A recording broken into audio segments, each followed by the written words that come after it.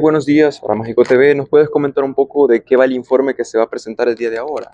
Sí, el informe sobre libertad de prensa y acceso a la información que estamos presentando este día desde el Observatorio Universitario de Derechos Humanos contiene una serie de análisis y descripción y caracterización sobre cómo durante el año 2022 se generó un ambiente de transgresión al derecho a la libertad de expresión, particularmente en el caso de la libertad de prensa. Se ha contemplado un patrón de agresiones a periodistas, medios de comunicación, sobre todo aquellos que han ejercido una pauta, una cobertura crítica hacia las políticas públicas del Ejecutivo. También se ha identificado un patrón de reformas al marco normativo nacional, incluidos el Código Penal, el Código Procesal Penal, que han generado un espacio que es propicio para la criminalización, ¿verdad? La creación de figuras penales ambiguas, quitarle controles al Ministerio Público para el ejercicio de escuchas telefónicas u operaciones digitales,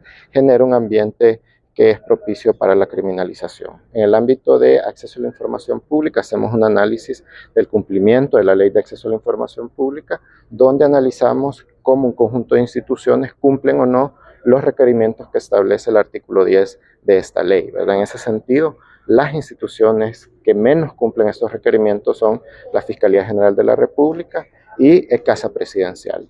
Si bien las instituciones estatales hablan de que hay un avance en materia de comunicaciones y en materia de libertad de prensa, ¿qué es lo que nos arroja el informe? ¿Avances o retrocesos?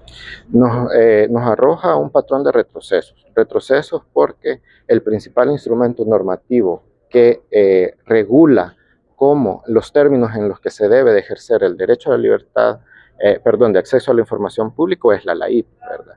Y esta ley no se está cumpliendo. No se está publicando la información oficiosa que establece la ley, no se está dando solicitudes de información ante solicitudes de acceso a información, sobre todo en aquellos temas, ¿verdad?, que son, por decirlo de alguna forma, delicados, ¿verdad?, como por ejemplo temas de seguridad pública, temas de graves violaciones a derechos humanos, temas de ejecución de fondos públicos. Es decir, hay un retroceso en acceso a la información Esto a la pública. vez indica falta de transparencia.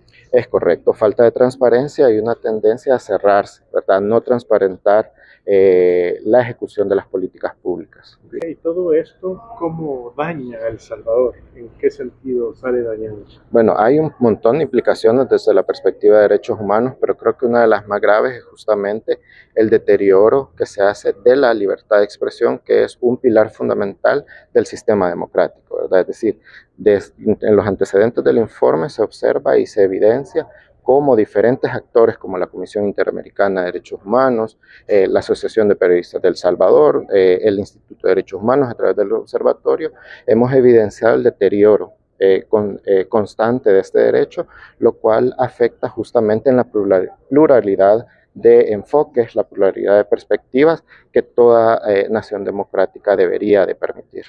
Jorge, solo una. ¿Qué pasa también cuando, por ejemplo, el comisionado Andrés Guzmán menciona de una comisión interamericana donde ellos dicen no hay vulneración ni de agresiones ni de denuncias hacia periodistas en el marco también de la libertad de prensa?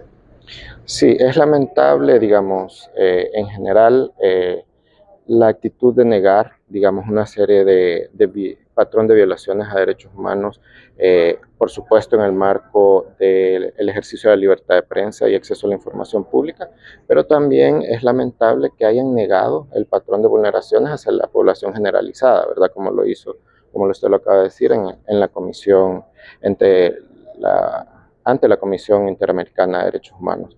Es falso totalmente, diferente, como lo acabo de decir, diferentes actores independientemente hemos documentado este patrón de vulneraciones. La APES, por supuesto, al menos desde el año 2019, constantemente registra un aumento en el número de agresiones.